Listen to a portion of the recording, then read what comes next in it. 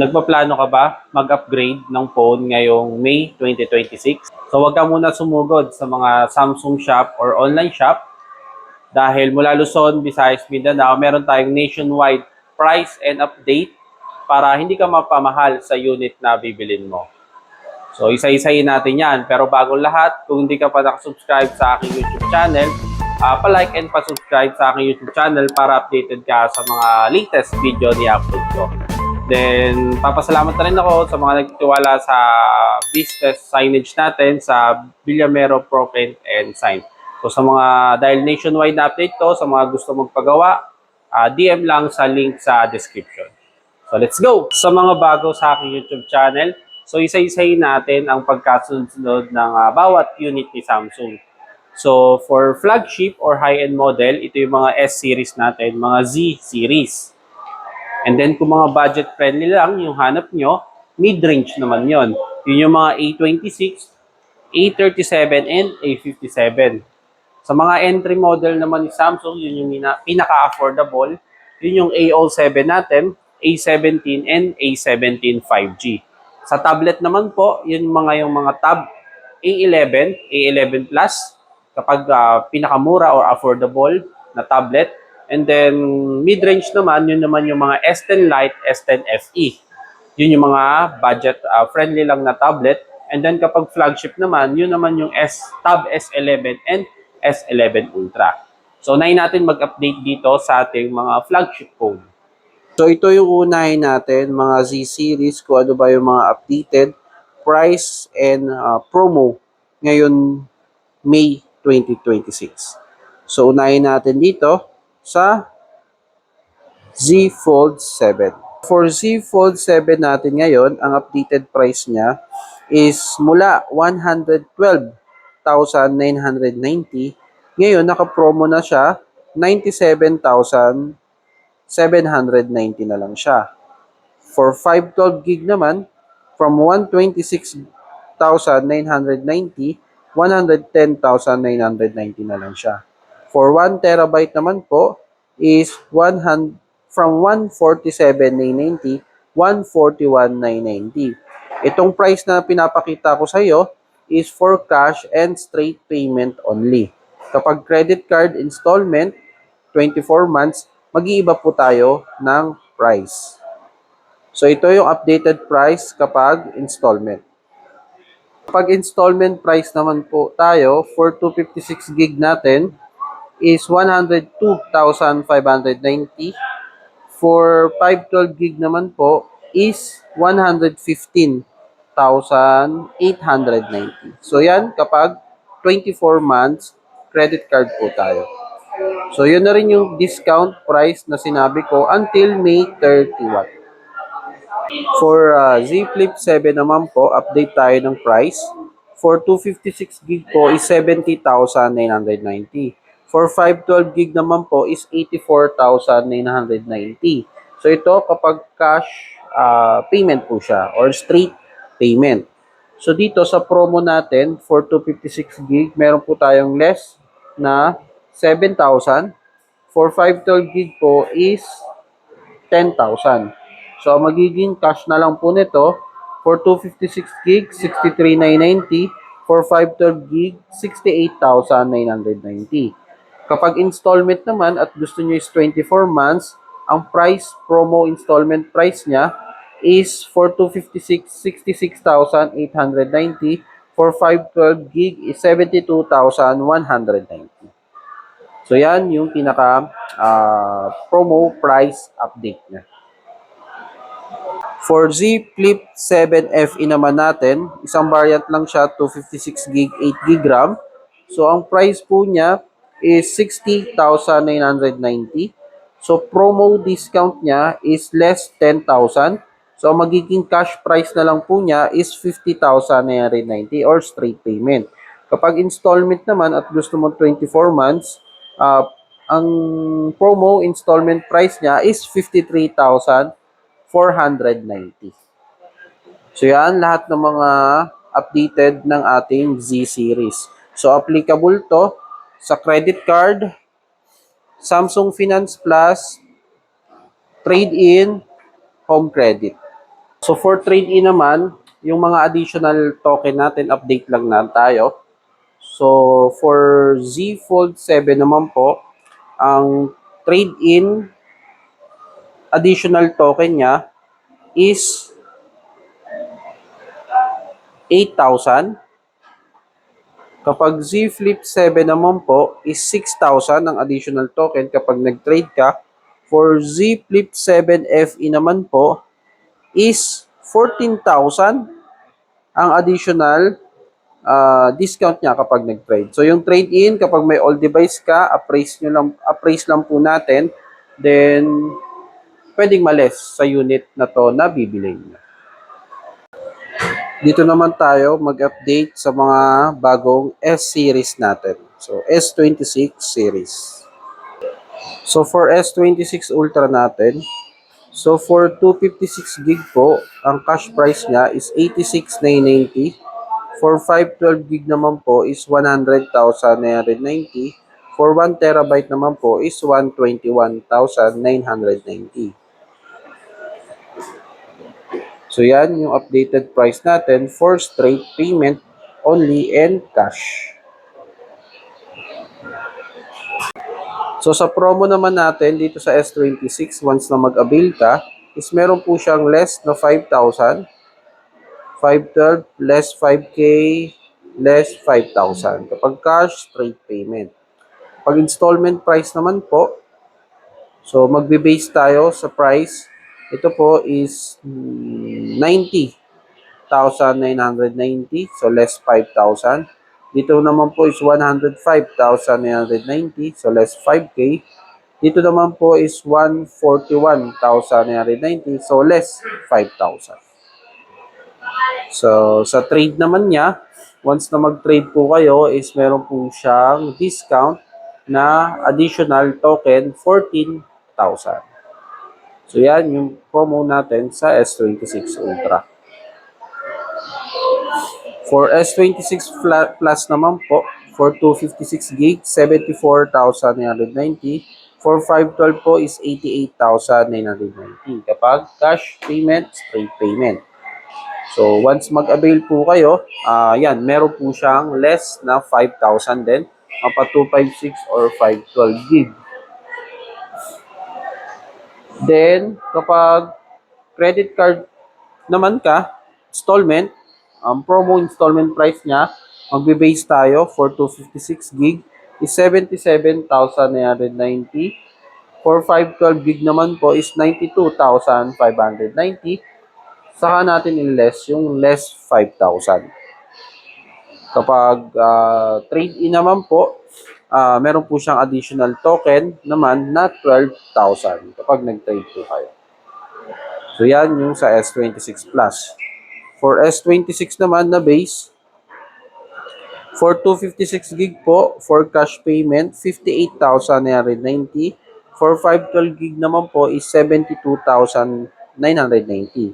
So dito, ang discounted dito is yung 512 na less 5,000. Sa 256 gig is wala po. Kapag installment price naman po for 256 gig is 61,390. For 512 gig naman po is 75,990. So less 5,000. Sa trade-in naman po, kapag nag-trade po kayo dito is less additional token na 10,000. So ito yung S26 natin. Punta naman tayo dito sa S25 FE. So ito yung latest natin ngayon na FE sa ngayon. Kita ko na lang po muna. For 256 gig po. So wala tayong 128 gig pero ang price niya is 32,990. Kapag 512 gig naman po, ang price na lang po nito from 46. Kapag cash is 39,990. For 512 gig naman po, kapag cash naman po, ang price na lang nito is 49,990. So, yan, cash straight payment yung price na yan. Kapag installment price naman po, for 128 gig is 34,590. For 256 gig po is 41,890. For 512 gig naman po is 52,490. Sa additional token naman niya, kapag nag-trade ka, is less 4,000 naman po. So, yan yung promo update and price ng SE. So, sabay din natin itong watch. For watch 844mm, ito yung latest natin. 44mm is 22,990 kapag cash price straight. Kapag installment price naman po is 24,990 yung installment price niya. Sa 40mm naman po, yung maliit nito na version is 20,990 kapag cash payment straight. And then kapag installment price naman po is 21,890 na lang siya.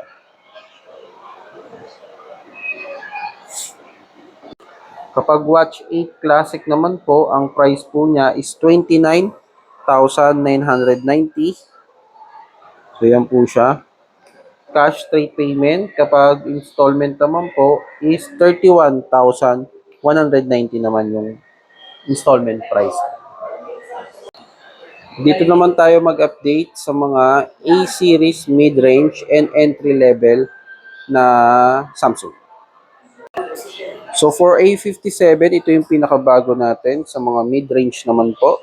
So ito yung itsura niya, napakaganda, manipis, at parang S-series na rin.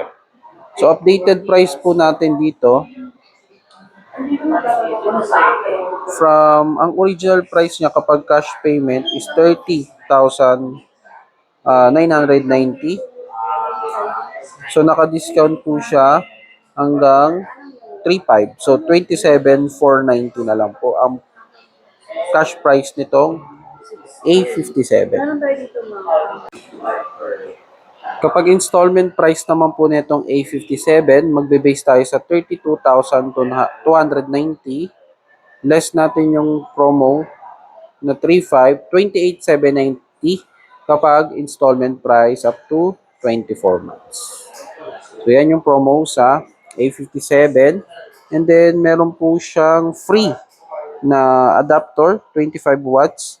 And then kung meron pong available, clear case naman ni Samsung. So yan yung promo sa A57.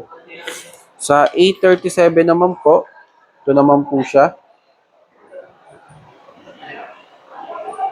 Ayan. So sa cash price niya po, ang price niya is 27,990. Then yun po, meron po siyang promo na less 3,500, kaya naman po 24,490 na lang siya. So yan yung pinaka cash price promo nitong A37. Kapag installment price naman po na up to 24 months, so magbe-base lang tayo sa 27,690. So yan yung pinaka-price niya, less 3,500. So 25,690 na lang po yung price nito kapag installment price up to 24 months sa credit card. So ganun din naman po, meron po siyang free na 25 watts na fast charging, clear case, tsaka yung discount natin. Kapag gusto nyo mag-avail ng Care Plus, pwede rin po.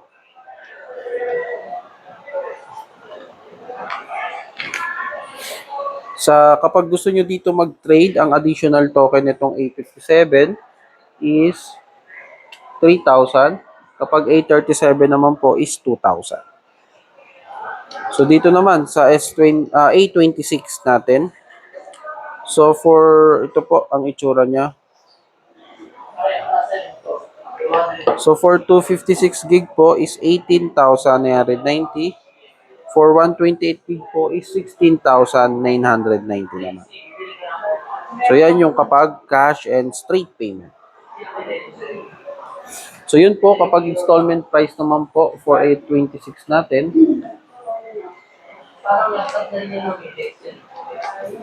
Installment price ng 256 po is 19,790. For 128 gig naman po is 17,690. Pwede siya up to 12 months naman po. So yan yung promo ng mga mid-range natin. and price update. Punta naman tayo dito sa mga entry model ni Samsung. So for A17 5G natin, ang price niya, ito po yung itsura niya. So ang price po natin is for 256 gig, 8 gig is 14,990 for cash price straight payment. Kapag installment price naman po is 14,690 naman. So yan yung installment price up to 12 months. For LTE naman po, ito po siya. 2 variant po. For 128 gig po is 9,790. For 256 gig po is 12,490. Yan kapag cash payment, straight payment. Pag installment price naman po, so for 128 gig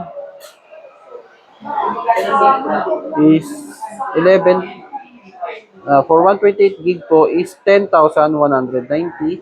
For 256 gig po is 12,990. So for A07 natin, 5G, so ito po siya. So dalawang variant nito, meron tayong 64 gig, 8290. For 128 gig po, 4 gig is 9,990. Pero ito po is meron po siyang promo. So ang meron promo is yung sa 5G. So sa 5G, from 9,990 less 1,000, 8,990 na lang siya. Sa installment price naman po niya is 9,390. Kapag gusto nyo, naghanap po kayo ng A07 na LTE naman, so walang sample. Pero ang price po niya, for 128 gig po is 6,290. Less 300, 5,990 na lang po. Pag installment price naman po, 6,290. Sa LTE naman na 64 gig, 5,290 less 1,000. So 4,290 na lang siya. Installment price po is 4,590. For tablet naman, so update naman tayo sa price. So ito, pinaka-affordable natin, Tab A11. So ito po siya. So for Tab A11, meron din variant, Wi-Fi and LTE. For Wi-Fi niya po, for cash payment is 8,490. Pag installment price naman po is 8,890. Kapag LTE naman po, 11,490. Kapag cash yun, kapag installment price, 11,990. Sa A11 Plus naman natin, so for A11 Plus, so ganun din, dalawang variant din po siya. So for Wi-Fi po niya is 15,490 pag cash. Pag installment po, 16,190. Kapag 5G naman, 18,490 for cash. Pag installment po is 19,290. Up to 24 months po, pwede sa card.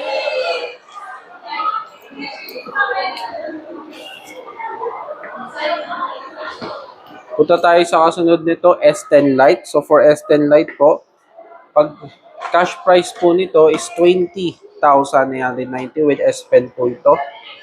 Kapag installment price naman po is 21,890. Yung kasunod naman nito, wala lang pong sample, S10 FE naman. So for S10 FE naman, for Wi-Fi kapag cash, 27,990. For installment naman po is 29,190. For 5G naman po, 32,990 ang cash price. Kapag installment price naman po is 34,390. Sa S10 FE Plus naman, yung mas malaking size, isa 13.1. Kapag Wi-Fi po, 35,990. Cash price kapag installment, 37,490. Pag 5G, nasa 40,990. Kapag installment price, 42,690. Ayan. So, kasunod nito, itong S11. So, ito siya with keyboard na kasama po. So, dito, 54,990. Kapag cash payment po niya, kapag installment price po, 57,190. S11 Ultra naman, yung pinakamalaki natin sa tablet. So, yan, with ano rin siya, kasama na rin siya buo, S Pen, tsaka itong keyboard. So, for cash price, 87,990. Kapag installment price naman po is 91,509. So, up to mga 24 months yan. Ayan yung installment price natin. So, yan yung sa mga tablet. So, yun guys, yung mga updated natin ngayon na price and promo ngayong May 2026. So, at least, bago kayo pumunta sa store, alam nyo yung pinaka-promo at alam nyo yung updated price ng mga Samsung smartphone, tablet, and wearables. So, dito sa store ko, location natin is nasa Samsung SM City Fairview. Pero yung promo na yan is nationwide naman yan. Better mag-ask muna kayo bago kayo mag-avail. So, sa amin po, dito nag-offer po tayo ng trade-in, trade-up. So, kung may luma kayong device, i-appraise po natin yan kung magkano po yung magiging value is maliles po yan sa mapipili yung phone plus additional token po. Then sa installment or financing natin, meron tayong dalawang klase dito. Meron tayong home credit and then yung bagong financing ni Samsung, Samsung Finance Plus naman. So yan, pwede kayong mamili. Kung wala po kayong credit card, ID lang po ang kailangan natin. So muli, ito po sa mga gusto pala magpagawa ng mga branding, sa may mga business dyan, sa may mga gusto magpagawa ng branding, mga signage, meron po akong business. Ito po yung FB page ko, Villamero Pro Print and Sign. So sa mga gusto mag-inquire, free quotation po tayo. Then sa page ko na Jomstech Mobile, so pa-follow na lang. So yun po, kung di ka pa nakasubscribe sa aking YouTube channel, pa-like at pa-subscribe ng aking YouTube channel para updated ka sa mga latest video ni upload ko. Then pa-follow na rin itong FB page ko, business ko, tsaka yung sa Jomstech. So, maraming salamat sa panonood. Bye-bye!